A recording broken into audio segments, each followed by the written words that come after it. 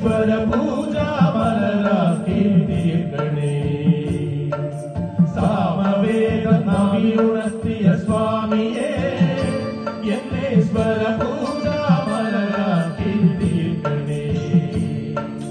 തത്വമസിപ്പൊരുളേ നിത്യസത്യദയാനിധിയേ ഇനി കൽപ്പാലകേടൽ തുറക്കേണമേ.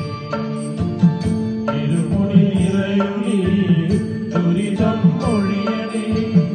ഇഹപരശാന്തി തൻ അമൃതം അരുളണേ. മനസാകും വാഴണേ. ജന്മശരീ ശരീരേ